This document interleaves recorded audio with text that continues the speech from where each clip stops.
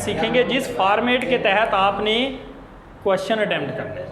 Proper format हम समझेंगे जिसके तहत आप लोगों ने तमाम अपने सेल टैक्स के क्वेश्चंस जो है इसी पैटर्न पर करने हैं, ठीक है। सॉल्यूशन में वो डिफरेंट मेथड यूज़ करता है, मतलब किसी में उसको किस तरीके से सॉल्व कर रहा है, तो आपने ये एक पैटर्न को फॉलो करना है, सब में आपने इसी तरह से ये करना है। सबसे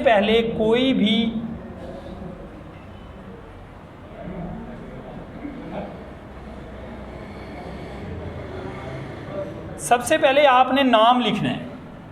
फर्म है, let's suppose blue lighting enterprises है जो आपके फर्स्ट प्रॉब्लम में है।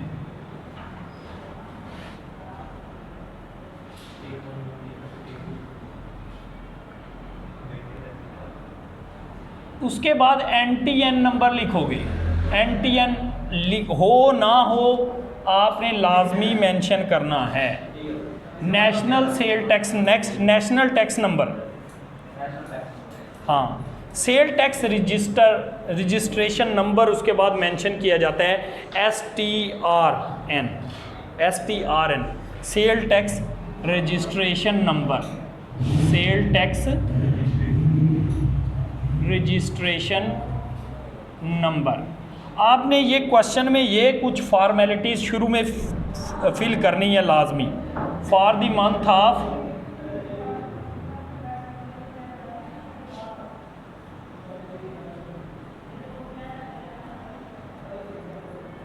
जो भी मंथ होगा वो आप मेंशन करोगे। Computation of sale tax payable,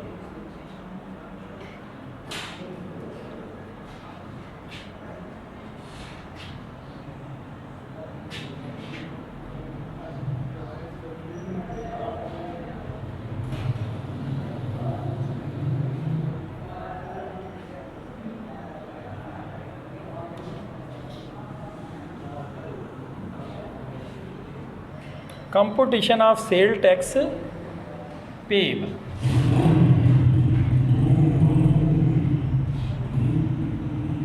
सबसे पहले इसमें आपने आउटपुट लिखना है। आउटपुट सबसे पहले आपने कैलकुलेट करनी है अपनी आउटपुट जो होगी। Output cell two, let's suppose आपको वो देता है सप्लाइज टू रजिस्टर्ड पर्सन,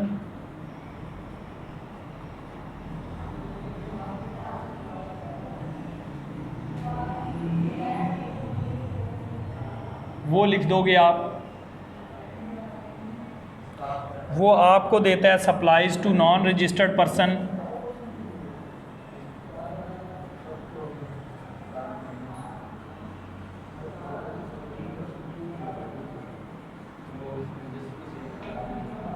तवज्जो करेंगे, supplies to non registered person, supplies to retailer या कोई भी होलसेलर हो सकता है,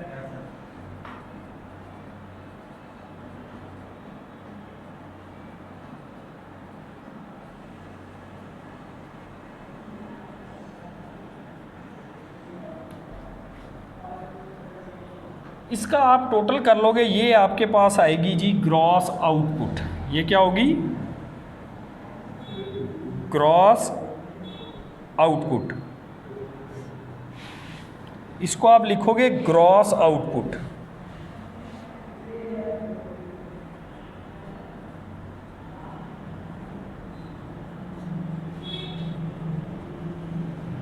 इसका टोटल कर लोगे, इसको ग्रॉस आउटपुट लिखोगे। इसमें से लेस करोगे सेल रिटर्न। ग्रॉस आउटपुट से मुराद ये आपने ग्रॉस सेल निकाली है, टोटल सेल जो है, लेस इसमें से करेंगे सेल रिटर्न, माइनस करोगे। ये माइनस कर देंगे तो ये आपकी नेट या टैक्सेबल आउटपुट आ जाएगी। ये क्या आ जाएगी? Taxable output.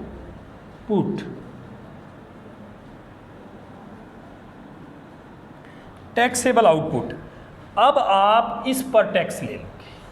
अब आप इस पर वो टैक्स जो अदा करना है 17% टैक्स अप्लाई करोगे। इस पे टैक्स रेट अप्लाई कर दोगे। इस पे कर दिया अप्लाई। तो ये आपके पास सेल टैक्स आ गया।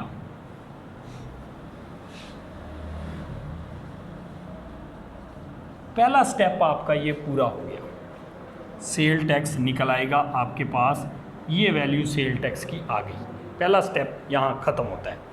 इसके बाद आपने फाइंड करनी है input, output related to sale, input related to purchase.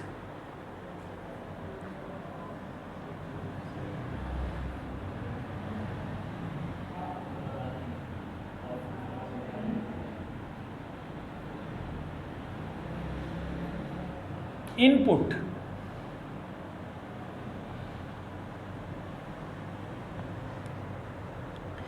Input में आपने परचेज लिखनी है, जो जो आपने परचेज किया, purchase from registered, non registered show ज़रूर करेंगे। Purchase from registered person,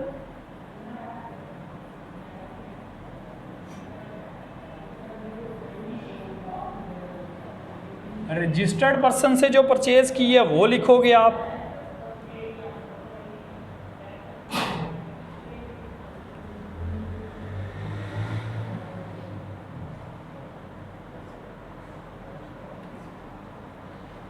purchase from non registered person,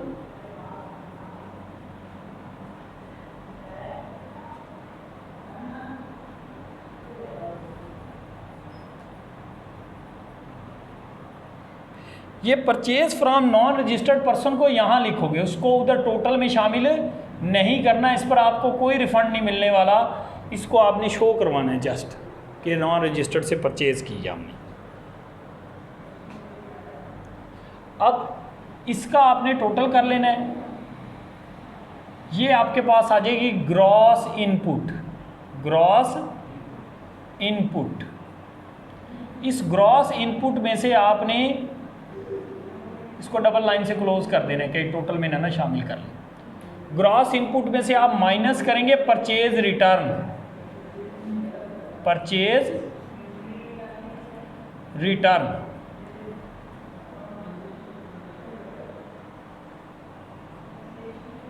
तो ये आपके पास आ जाएगी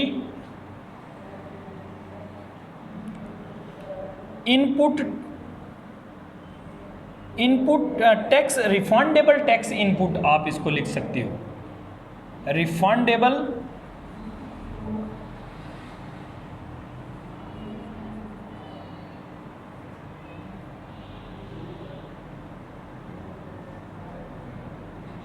रिफंड टैक्सेबल इनपुट।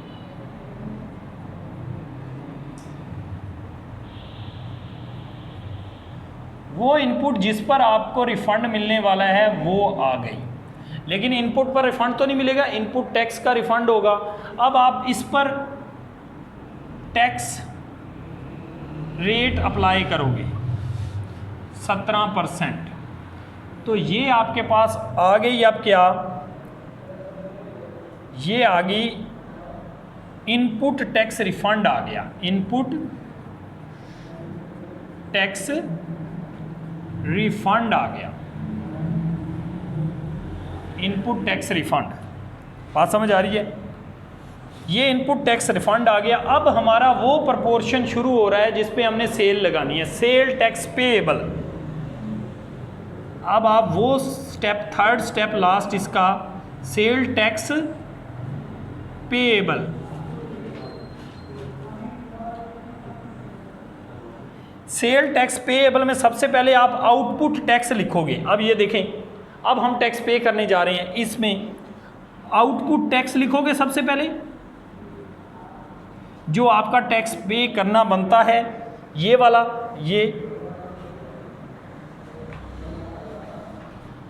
ये लिखोगे यहाँ, ठीक है। और इसमें से लेस करेंगे इनपुट टैक्स रिफंड,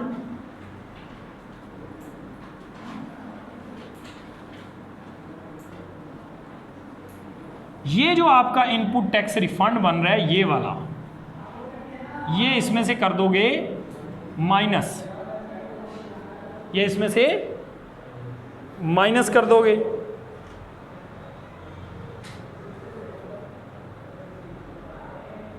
ये इसमें से माइनस कर दोगे, ऐड करोगे इसमें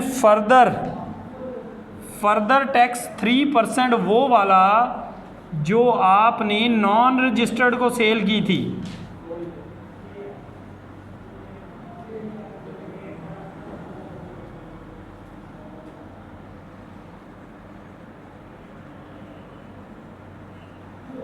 ये जो आपने नॉन रजिस्टर्ड को सेल की थी, इसका 3% एक्स्ट्रा टैक्स आपको अदा करना पड़ेगा।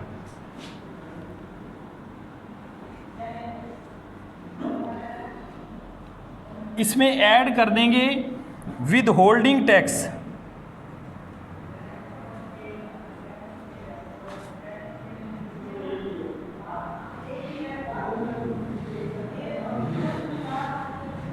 WTH इसमें ऐड कर दोगे, WHT 5% आप इसमें ऐड कर दोगे। ये वो जो आपने परचेज की नॉन रजिस्टर्ड से, 5% फर्दर इसमें आप टैक्स अदा करोगे। तो ये आपके पास आ जाएगा net total sale tax payable, total sale tax payable.